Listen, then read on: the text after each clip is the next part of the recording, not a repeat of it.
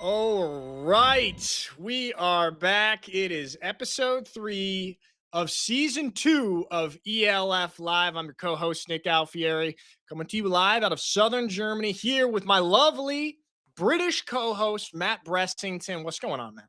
I'm good. I'm feeling great. And I say it every intro, but this is one of my favorite parts of the season when we could dissect the rosters and then see how wrong we are or right we are come the end of the season. That's my favorite part.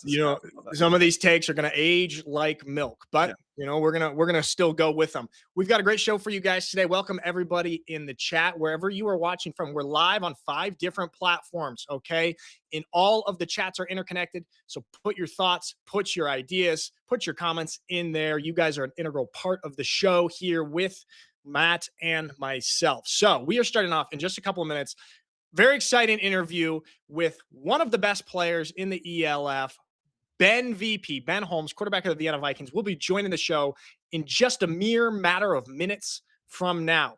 And then after that, we're going to go into the As Seen on Social segment that we started last week. That's very fun. There's some very big things, Matt, that happened in the ELF world that we're going to touch on in that As Seen on Social segment. Then, of course, the Signing Center, talk about some of the big signings that have dropped. And then the big lack of signings for some of our superstars who are still yet to sign on the ELF team. And then we've got this final segment, a beast from the past. Okay, Matt, and we're very curious to hear your thoughts on this. We're going to be talking about a team that maybe can they restore their past glory this year, and we will see. We've got a lot of great stuff for you guys. Everyone in the chat, Marcus, what's going on? Michael, Just Shots, JZYY72, what's going on, everybody? So, Matt, what do you think, man? Should we bring in the superstar himself right now and get right on into it? Let's do it. I'm ready to watch Alex Malchow's adrenaline go all the way up. Oh, if Malchow is not in the chat for this, he's going to be so upset. Let's bring on the man himself, Ben Holmes, coming to us live out of Vienna, Austria. Ben, what's up, man? What's up, guys? Looking forward to it. All right, Ben, so you just got back to Vienna a couple days ago, right? How you doing? Are you jet lagged? How's your adjustment? No, I'm pretty good. Last year I had a schedule, and this year I just tried to stick to it. So it's been good. There you go. He's a savvy vet. It's year 2 in Europe. This guy knows what he's doing. All right, Ben, I don't want to start off too glum, but I'm very curious here. Just to start off of the championship game last year. Obviously, you guys had a great season, made it to the championship game. I know I'm going right on into it. I'm sorry, but obviously was a disappointing end for you guys there. Mm-hmm. Obviously, that's probably left a bad taste in your mouth going into the offseason. But what can you take away from that game, and what did you and the team kind of learn from that experience? I think Ryan is, the level of where you want to be, I believe, and, we're working towards that. And, I think it showed us, maybe we had to get punched in the mouth to kind of reinvent ourselves a little bit. You know what I mean? Yeah.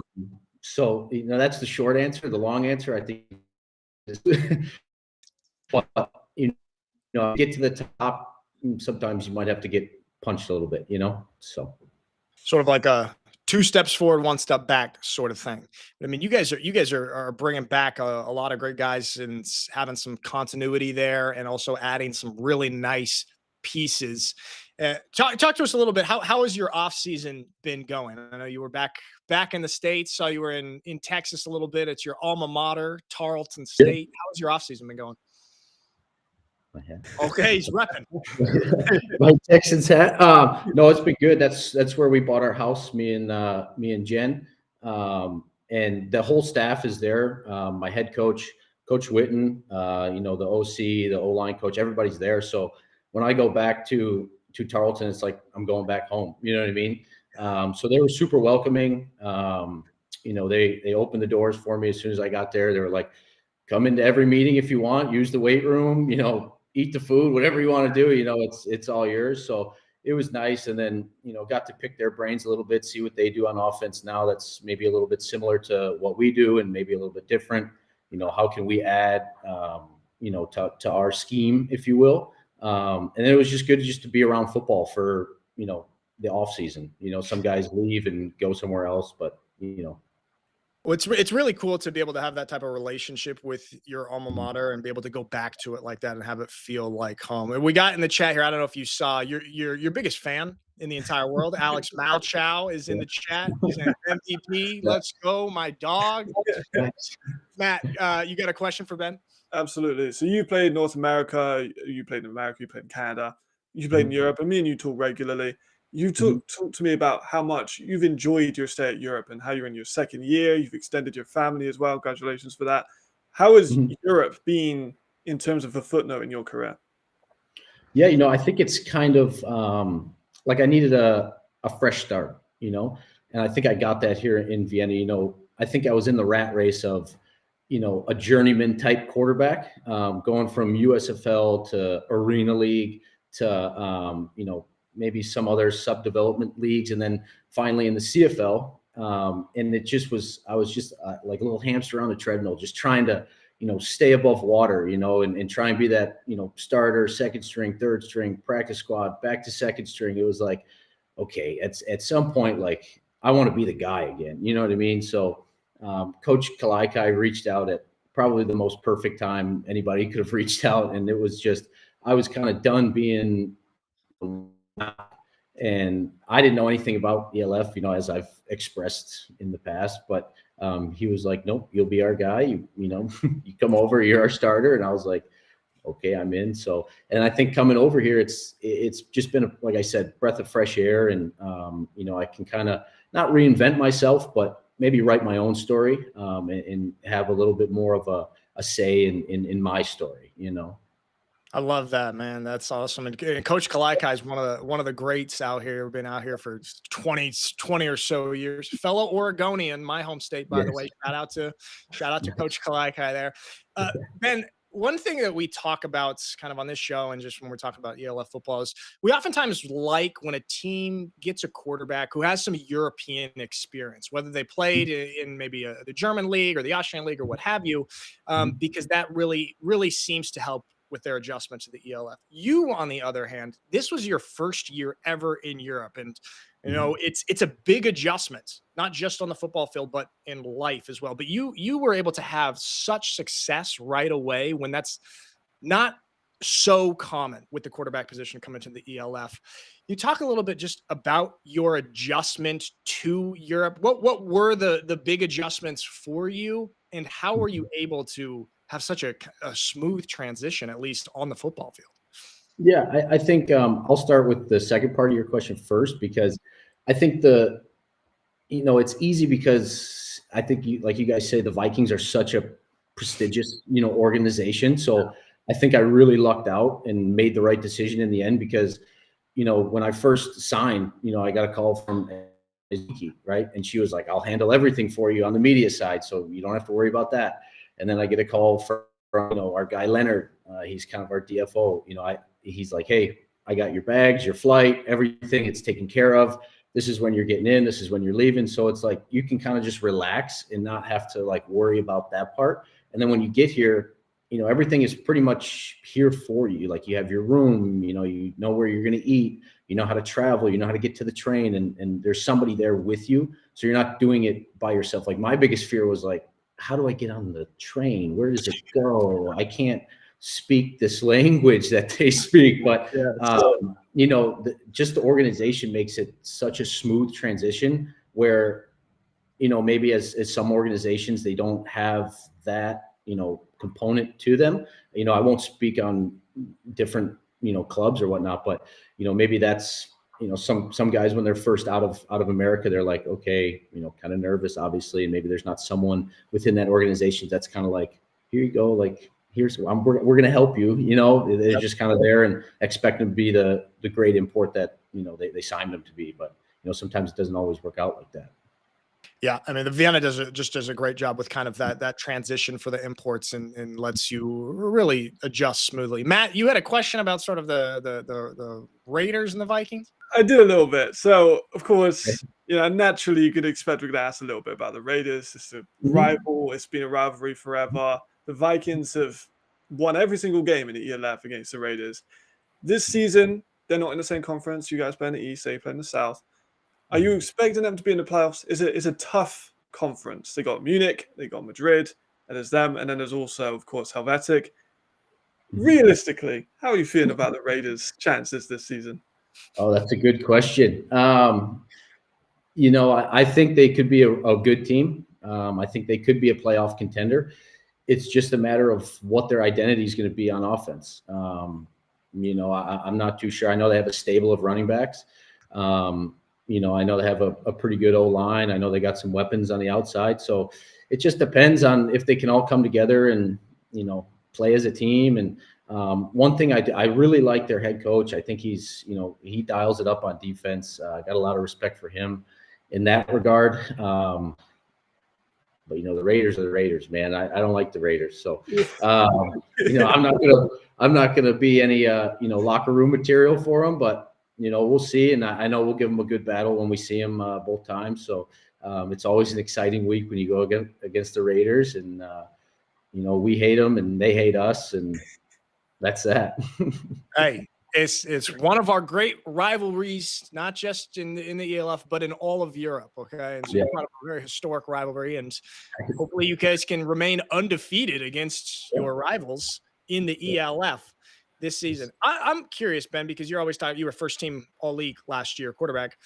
What other quarterbacks in the ELF do you admire their game, or you think, okay, that's a good quarterback? I'm impressed by this guy. Anybody else jump out to you? Yeah, I mean, I think you have to start with Jadrian.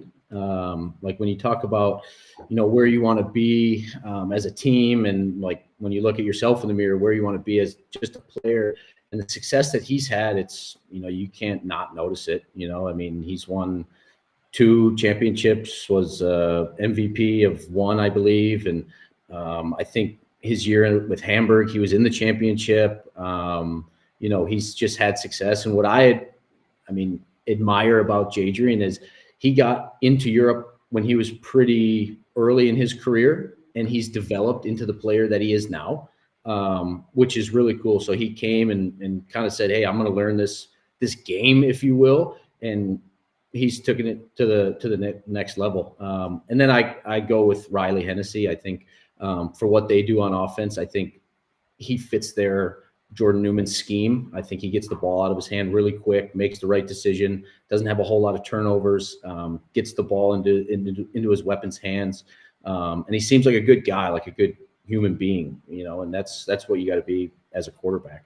And then, you go down the list, and there's guys that do good things. And, this year will kind of be the year of the unknown, if you will, with some of these guys. There's huge upside in the signings and whatnot. And, but you never know, because a lot of them have never played in Europe. You know what I mean? So we'll see. And a lot of them haven't really played football in a long time. So we'll see how they transition into that. But again, you just got to get lucky with a good team, and it's honestly tough to come over here and have success right away as a quarterback, because you got to go to a good team. You know what I mean? And I was fortunate enough to go to a great team, but a great organization, so. Yeah, I hope that answered your question. yeah, no, you did, man. And I can support the fact that Riley is a good guy. Okay, No bias there at all. Yeah, Matt, you got another question for Ben before we let him go here? Yes, my last one. Of course, I'm a player personnel guy. It's what I'm known for. So you look at the Vienna Vikings receiver core and tight end core and running back core. There's a lot of touches you need to give to these talented players. You could argue maybe too many cooks in the kitchen. Some people might think they want more touches. Some people might be saying so-and-so's getting too many touches. How do you manage that as the quarterback and as the American leader of this team? Yeah, sure. Well, too many cooks in the kitchen. I'm the cook. You know what I mean? And these guys are, they're going to get served with whatever they get served. You know what I mean? And I think this room is very unselfish. And you got great leaders in the room. And, it starts with our OC, Coach Nick, and then it goes to probably the best wide receiver coach there is in Europe, and Coach Kuzi there. And he does a really good job of controlling the room, controlling that type of room where there is so much firepower. And then you got leadership like Yannick and Beer Bomber. And I always talk about the homegrowns, and then I forget that Reese Horn's on our team. So it's a really stacked room, but, you know, I think they're all, you know, unselfish enough to where they say, hey, I might not get touches against Prague, but I'll get touches, you know, on another game. You know what I mean? And if you treat the game well, the game's going to treat you well back. You know, so you just got to be patient. You know, I'll be the one out there deciding, you know, kind of who gets the ball and whatnot. So please don't yell at me. That's what I always tell them. You know, I'll come to you eventually, and you know, when you're called upon, you know, just make a play, and then we'll keep rolling. You know, so. But all these guys are so supportive of each other. Like even in practice, I was able to watch the last homegrown practice, and you know, no matter who's making a catch or how they're doing it, everybody's kind of high-fiving and cheering everybody on. So it's been great. There we go. The lead cook, the chef, if you will, of the Vienna Vikings. Yeah.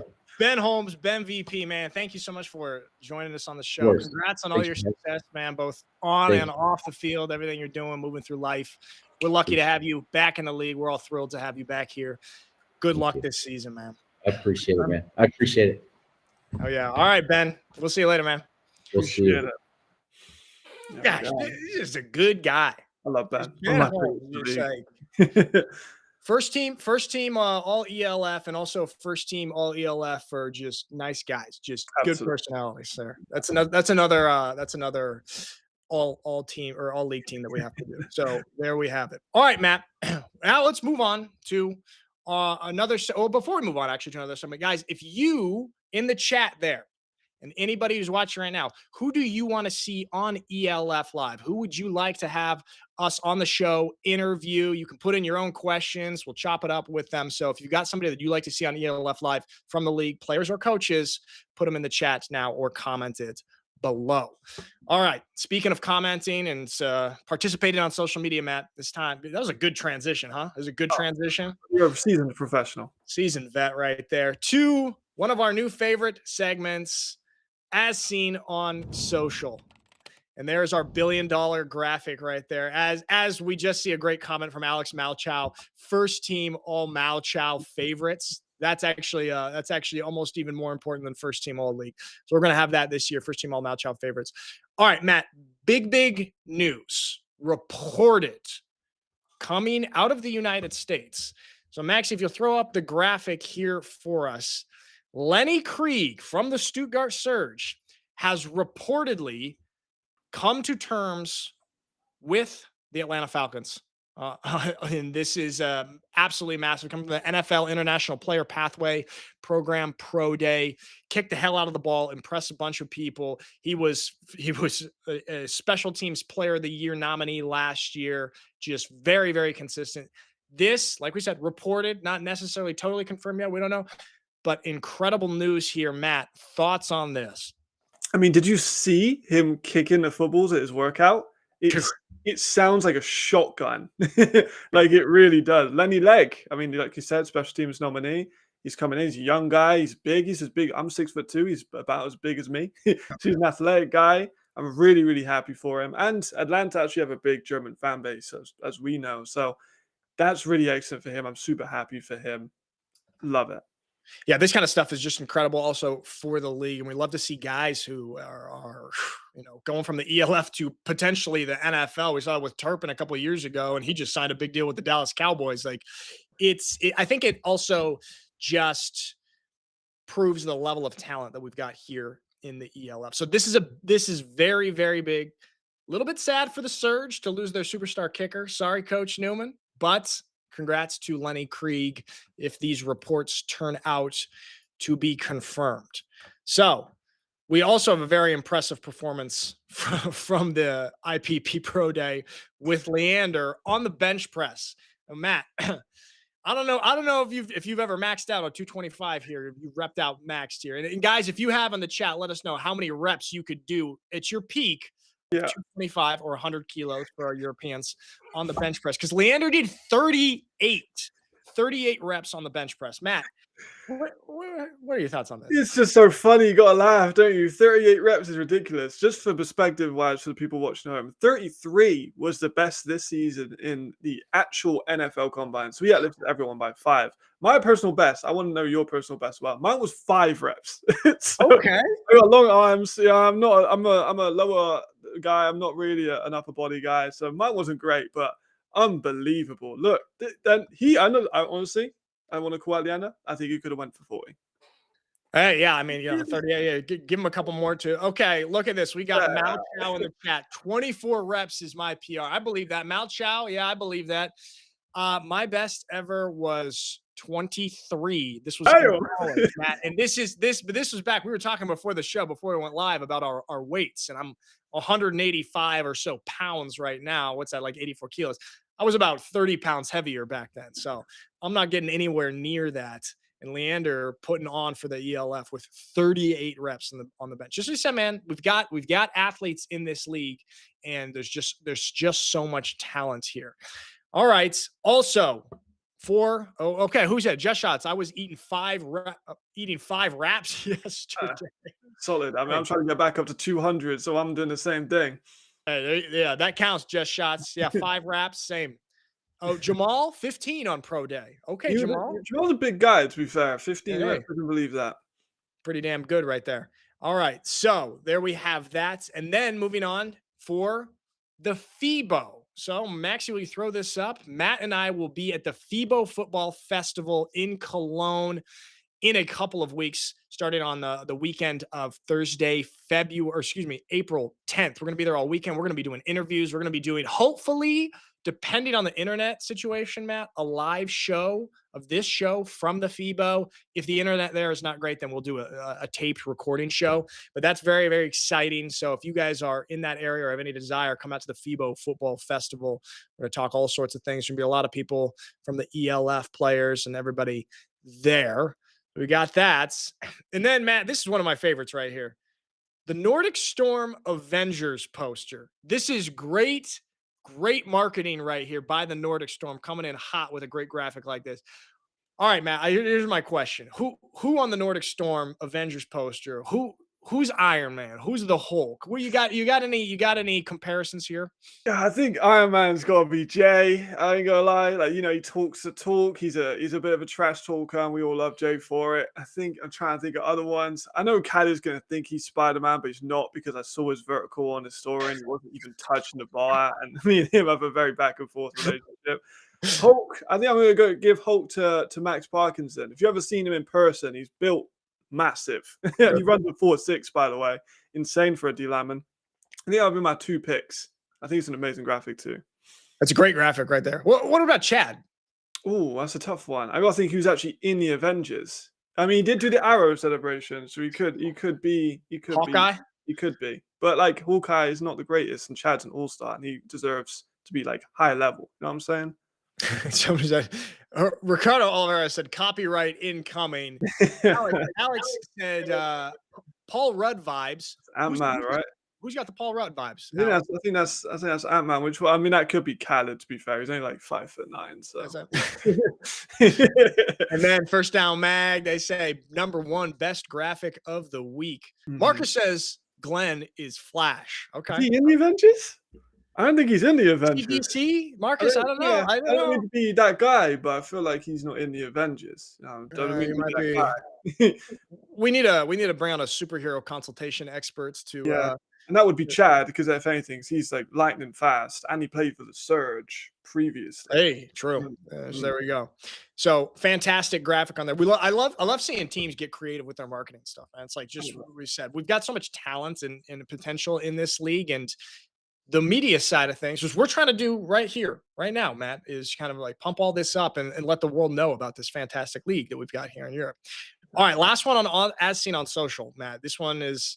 We can't play the audio due to copyright, but if you've ever seen the movie Rocky, you'll know what song is playing here, Eye of the Tiger, and that's because Victor Stoffel is back in Europe, signed by the Vienna Vikings. They did speaking of great marketing right here, they did this basically recreation of the Rocky run in Philly going up the Rocky steps. This is a massive, massive signing. This dude played 4 years at Temple and he played a 5th year at Cal Berkeley. Matt, thoughts on this for Vienna? I mean, I'm going to talk a little bit about it in the science center, so I'll just touch on the impact for a second. This offensive line is looking absolutely disgustingly good. And I think this is probably, I'll be a bit hyperbole here, the closest you could get to a sure thing signing. You got a guy who was honorable mention in conference and an honorable All-American, ironically, considering he's not an American, but he was fantastic at Temple, went to Cal. These are Division I level schools. He's ginormous. He counts as an E, and he can play either tackle. He can play guard. Honestly, one of the best signings of the offseason so far. Perfect transition right there. So that brings us right on into our signing center. Like we said last week, really quick though, guys, before we move on, anything that you like on social media that you want us to talk about and touch on this segment of As Seen on Social, comment under it if you see it, hashtag ELF Live. And then if we get enough of those, then we will talk about it here on the show. ELFpedia says 6'7", 300 pounds for hashtag Ben VP. All right. So, yeah, obviously, the thing that jumps out to me also, Matt, dude was a captain at Temple. That is not to be overlooked. Okay. This guy is from Stockholm, Sweden. He came to a new country and became the captain on the football team. It means not only is he such a contributor on the football field, but also culturally for the football team. And that's another thing. I mean, we were just talking to Ben about the Vienna Vikings culture, and this dude is going to very likely bring some more of that great culture to this squad.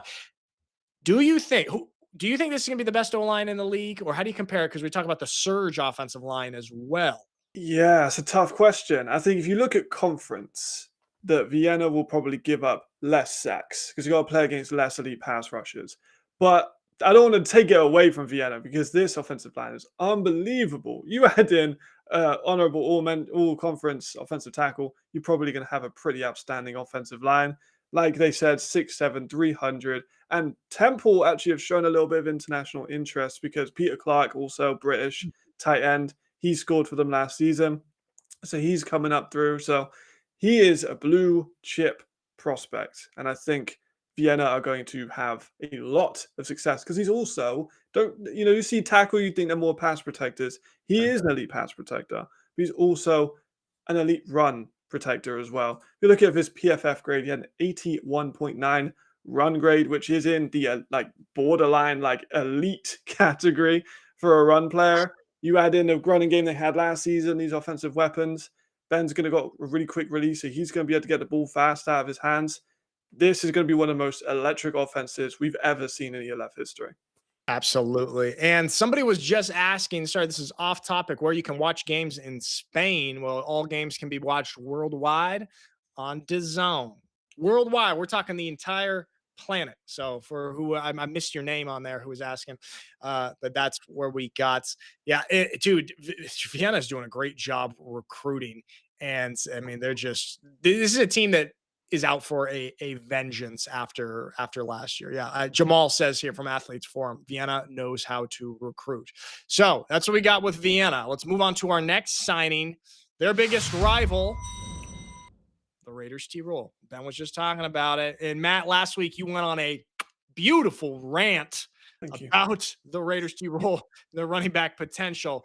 Tobias Bonatti is back, extended by the Raiders. Had a fantastic season last year, really kind of just stormed onto the map as sort of a premier back in this league. Matt, talk to me about this signing. Oof, I mean, like you said, I went into a bit of a tirade last week, and some people are like, oh, Bonatti hasn't signed yet. And I'm like, I know he hasn't, but they're still fantastic. Now he's here. I can talk about him unfiltered. He is Mr. Automatic, 5 yards per carry minimum.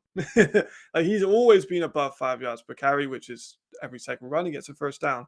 He also fixed his fumble issues, 6 in the previous season. This year, or the season just gone, he had 0. He became ironclad, which is massive for him. He is a nice jump kind running back. He's very balanced, I said before. He can basically do every run. You want a counter player, you want a power play, you want someone to run out ISO formation. He can do anything and everything you ask of him. He has great contact balance. He's great in the red zone. I'm a massive Bonatti fan. I think he's going to be like You got like the leading running back. I think he's probably going to take the most touches for the Raiders this year. Awesome. And he's pretty young too. I don't know. How old is he? He's like 24? 24, 26. Yeah, he's not old. Yeah. So awesome to get him back for the Raiders. Now moving on to Spain with the Madrid Bravos signing Cesar Brunani, played for the Barcelona Dragons previously. He's 5'10", 194. We've got him here labeled as El Pitbull in the defense. Matt, talk to me about why he is called El Pitbull here. Well, he's smaller stature, right? That's his Okay. profile, but he is relentless. He's going to be taking people out in the lower half safely, but just, aggressive linebacker style. He can play across the outsides and the inside of the linebacker as well. He's a legendary Dragon. He's had like 200 plus tackles in the ELF. He's been there for a long time. He's now going to the Madrid Bravos, and he's going to be giving them he's a cleanup crew. That's what he is. You miss a tackle, he's going to be there. You need help on a tackle, he's going to be there. He's everywhere and everywhere around the ball.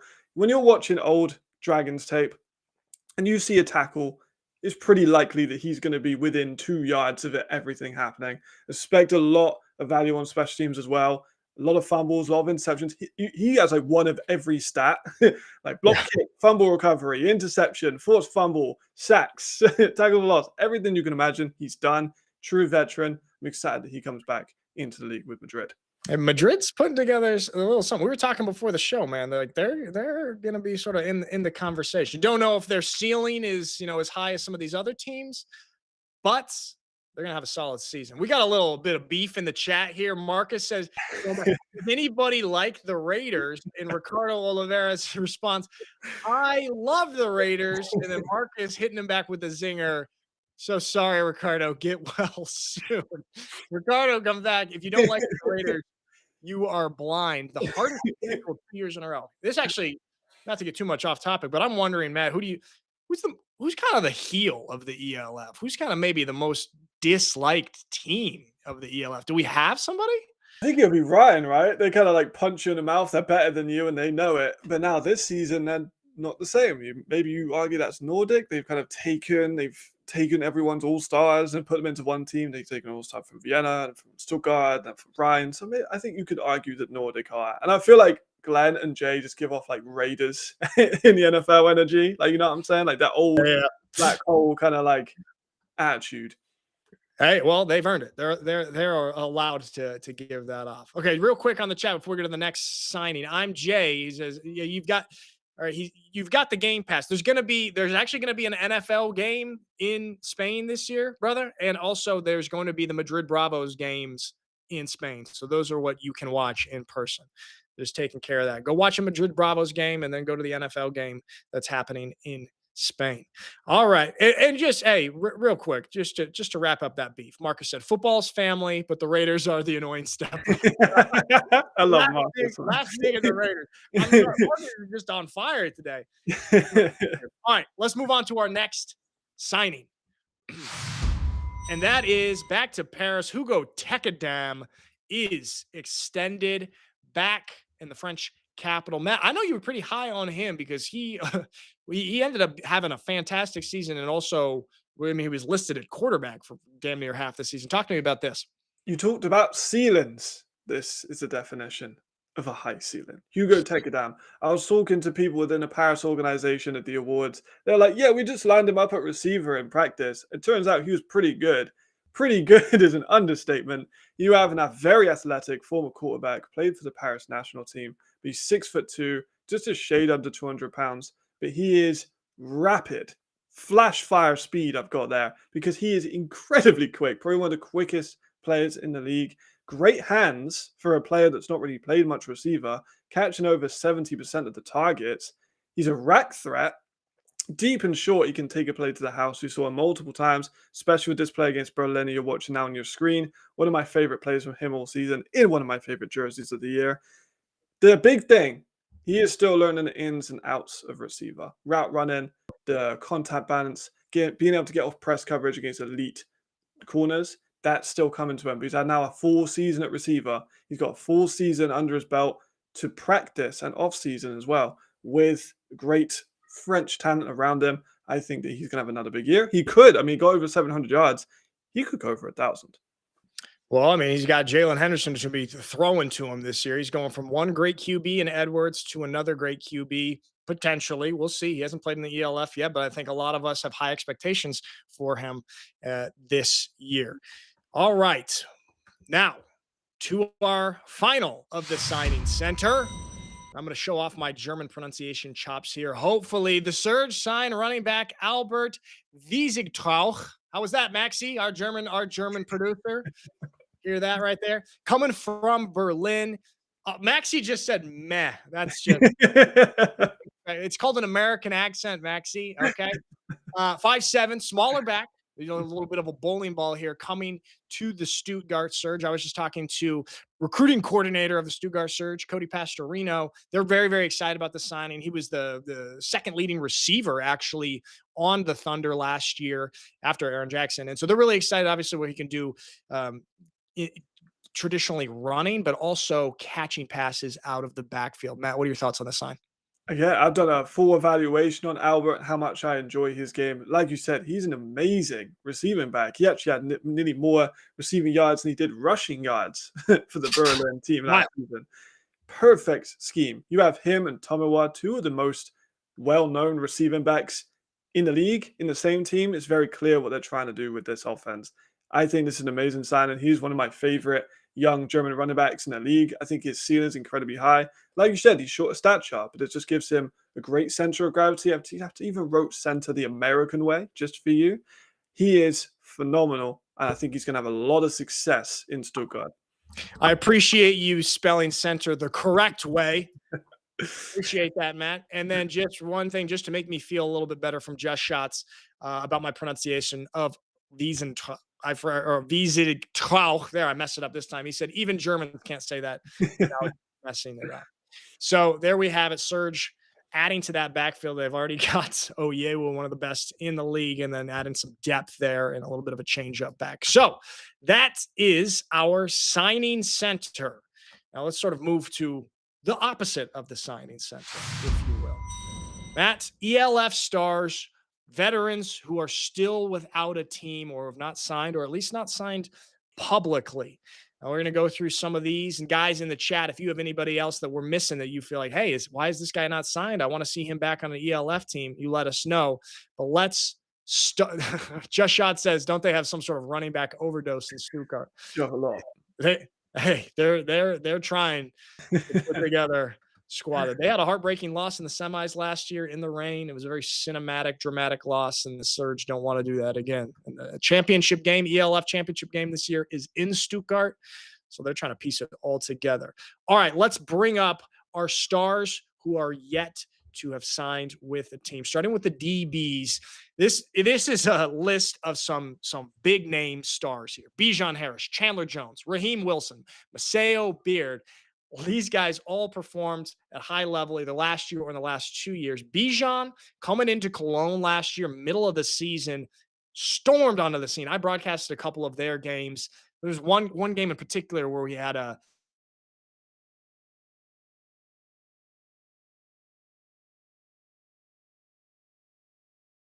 Oh, I think he's disappeared. I'll take over for Bijan Harris. My fault is he'll be back in a second. So Bijan Harris, let me talk about him. I nicknamed him Poison during the season because you just couldn't go near him. First game for Cologne, he gets a pick. Pretty sure it was a pick 6, actually. And then he also has enforced fumbles in the games. He's a smaller, more diminutive cornerback, you could argue, but he pops people with everything that he has. An amazing ball hawk, great outside, has great hops to intercept passes in the high point areas. I think Bijan should be a priority for a lot of teams who are looking forward to creating turnovers. Hello, Nick. You're back. Sorry about that, Matt. Hey, continue on. So we've done Bijan. Chandler Jones, one of my other favorite corners. He came in from Louisville last season. I was really excited to see him. And then he comes in, is absolutely lockdown dominant while he's on the field. Gets a couple picks. People to start looking completely the other way for him. But he did get hurt, sadly. He had Richardson II come in, who did a good job. But I really do want to see Chandler Jones back. He was one of my favorite corners. And it was just something about him, you know. You want a player who just has that factor, Nick. He wore the 0. He had a cool helmet. He just looked the part. He was swagged out, bro. He was. And Raheem Wilson, which you'll be very familiar with, interception leader, all-star, also came in mid-season from the CFL. Phenomenal player. Like, he is truly elite level. And I love to see him back. Great turnover player. Surge are just stacking up for this championship game, as you said about. Yeah. Going to be in Stuttgart. They want to bring back people that come in. Maybe Raheem Wilson comes back. I'm just saying, just speculative efforts, because I really would like to see him back in that team because it just fit him so well. And then Maceo Beard, of course, with the IPP at the moment, we're hoping he potentially gets into an NFL roster. That'd be great for him. But if he doesn't, I'd love to see him back in Paris. Great zonal corner, long, lengthy. He's got former Defensive Player of the Year award winner with 8 interceptions. He has just great instincts. He can jump any ball. Zone specialist is what I have him as, but don't make it think he can't play man coverage, because he can.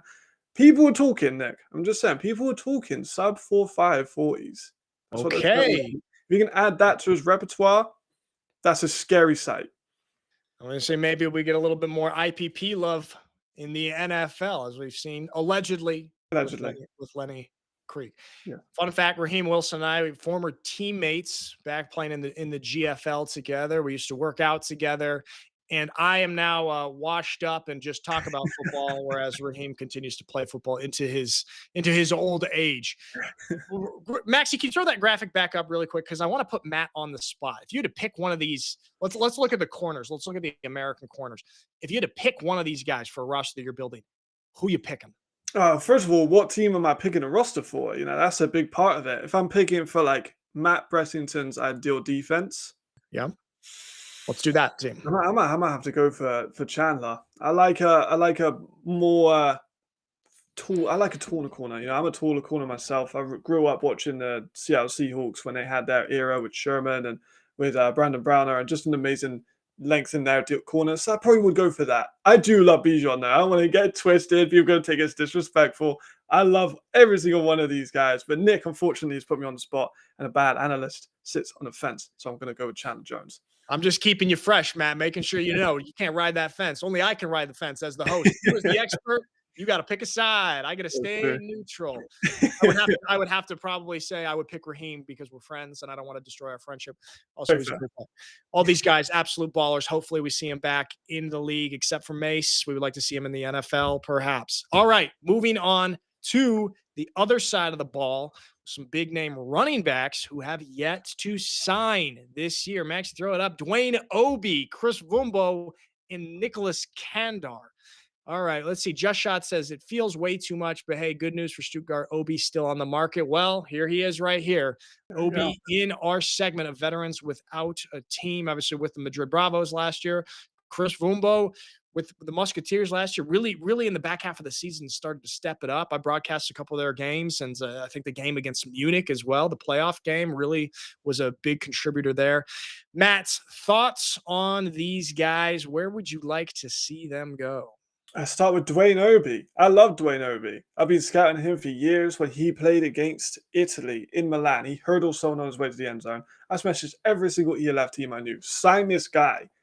No one listened to me, Nick. And he went to the GFL. He did amazing. He comes in and he did amazing into the ELF as well. They should have listened to me in year one. However, we got him eventually. He played well for Madrid. Big, physical. Just imagine kind of a Glenn Tonga style, but just a little bit taller. He's massive. He's like 240 pounds of running back, by the way. Very, very physical. I want to see him at the Ryan Fire. And I know Glenn just left. You bring in someone who plays similar. It makes sense. He's a good blocker. I'm pretty sure, right? He might have to fact check me on this one himself. I'm pretty sure when he first started playing American football in the UK, he actually started as a center. Whoa. So for he's a good blocking back. He's also a really good receiving back. He's a true definition of a 3-down guy. I love him. I think he's one of the more underappreciated running backs, and I'm surprised he hasn't been signed. I want him back in the ELF, and I will not rest until I see him back in the ELF. So, well, let that be a lesson for all teams in the ELF. Listen to Matt Bressington in year one and don't wait a couple of years to discover some new talent. All right. This guy's our elite scout. How about Kandar? He's been with the Surge the last couple of years, performed a little bit better in year one than in year two. Last year, not as great for him. Now he's a free agent. Do you see any teams picking him up as an E? I think I'll go Paris. He's a French citizen. It makes sense. It would be on a championship contending team. And I'm pretty sure Chris Colombo announced he wasn't coming back to Paris. And then you add in someone like Ugman, who's retired. So there's a definite opening for an elite running back. And he's played for Black Panther Dion, so he has been around the French circuit as well. I want him back into Paris. I think he could be a really dangerous weapon for them.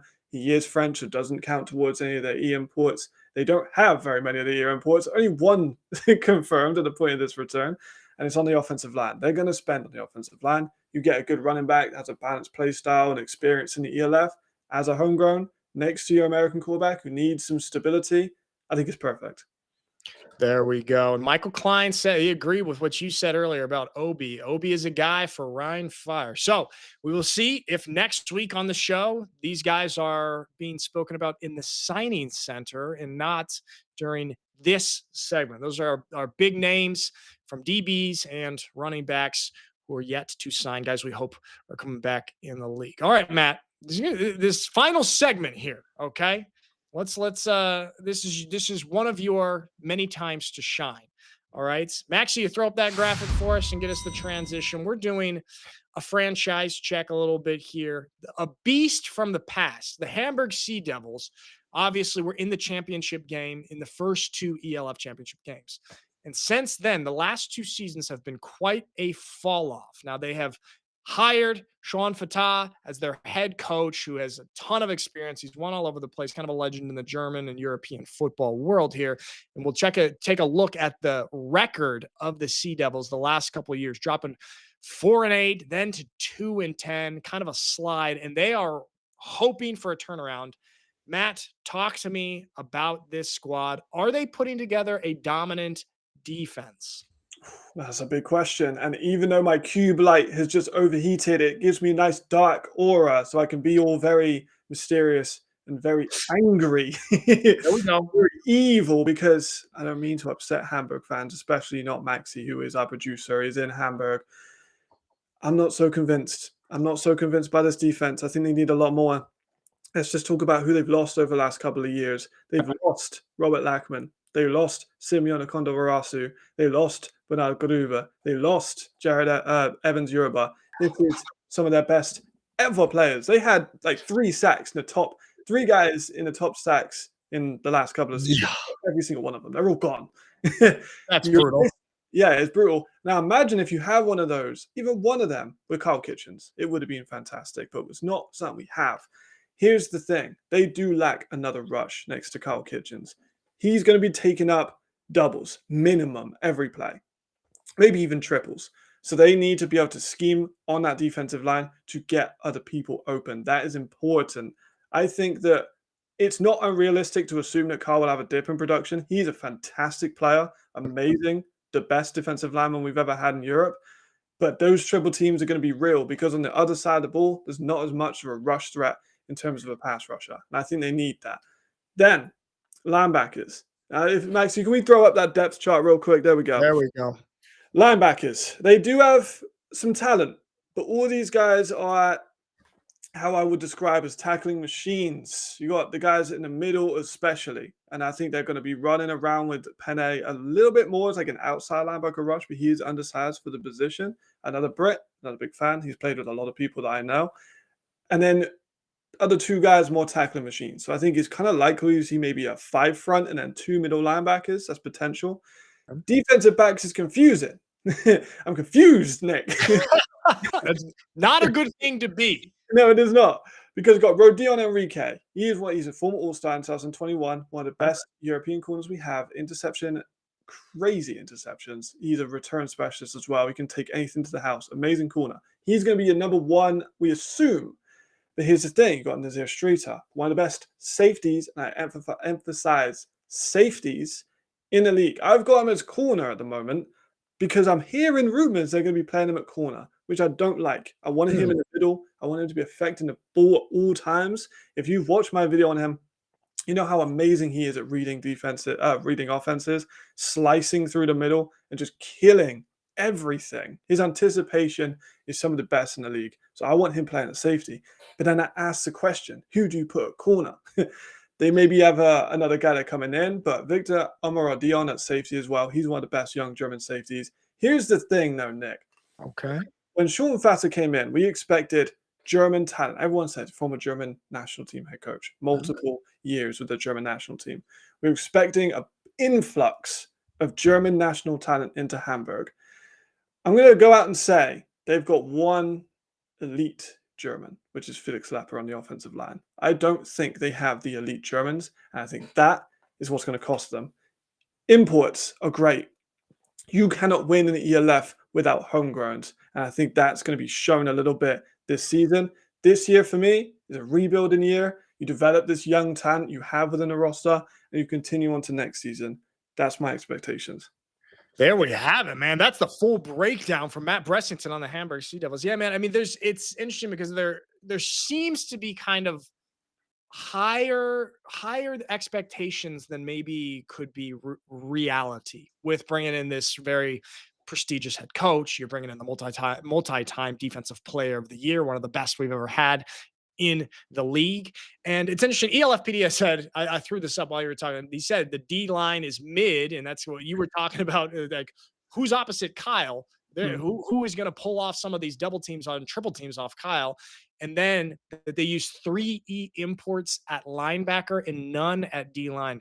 What do you think about spending 3 E imports? Theoretically, all of your defensive E imports, if you split them half and half, at one position group. It's tough, right? You expect them to make an impact, but personally, how I would build a roster was you kind of in Throner's-esque, if I'm going to give them a bit of credit, which I don't usually do. If you made the front lines, you don't have to worry so much about the linebackers. We've seen that as an approach taken by multiple teams.